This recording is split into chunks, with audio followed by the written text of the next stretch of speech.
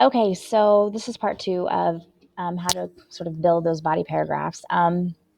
So let's go look at my sentence. So I'm reminding myself what my task is here. My task is to find my notice or my evidence that's going to prove my point. Well, my point is that she showed both courage and kindness even when she was told her father had died, and like the what that proves is the claim part, that being kind and courageous is possible, when even in the face of adversity. I mean, so I'm making this up on the spot, which is why I can't remember my claim that I just made up on the spot. But anyway, so when you're doing this, you have to constantly take your mind back to the task and make sure that you're proving your claim. Okay. So when a family friend came up, so I'm asking myself, all right, so this is my evidence. And is this good evidence to prove my point that she showed both courage and kindness when she was told her father had died, showing how powerful being kind and courageous is. Okay.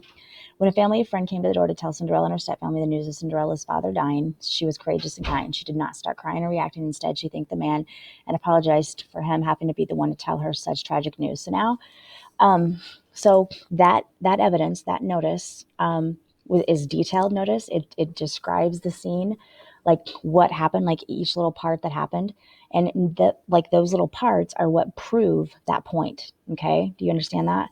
So I've done a pretty good job on the evidence part. And notice, like, I happen to use two sentences there. Now, I had to stop myself because naturally, my brain wanted to immediately start explaining my evidence. So I had to kind of stop myself and kind of wrap that up for you, because I was getting ready to write the word because. Okay. So now we're going to work on this part of, I need to move these up so I've got room for all my, actually, I'm just going to make the font size smaller.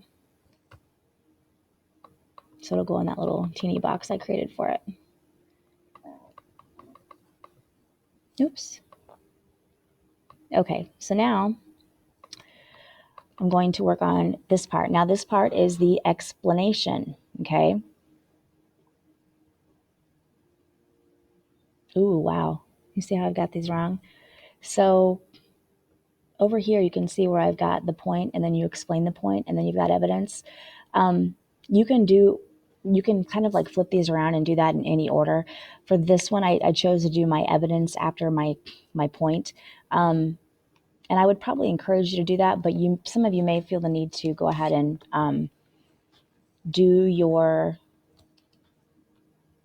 explain your point, and you can do that. That's just like almost like an extra step. But for this paper, we're kind of doing where we put the evidence, like our notice after, just because I'm trying to keep it super simple for you. But you can see I kind of made that mistake. But again, we've talked about how Peel, you can switch the E's around and they can kind of go in whatever order, as long as you always make sure that so if you explain your point and then have evidence, you have to make sure that you come back in and explain your evidence. That's the only rule for that.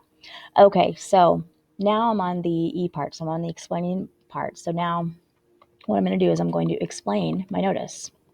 So I'm going to have to read it in my brain again. So when a family friend came to the door to tell Cinderella, because remember, I'm explaining it because I'm trying to like prove again, I got to tell my brain what my task is, which is to prove my claim.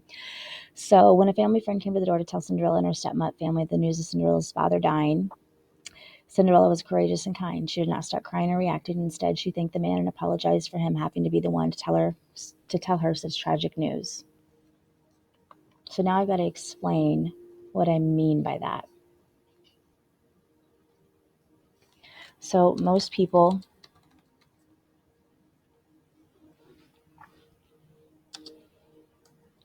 would naturally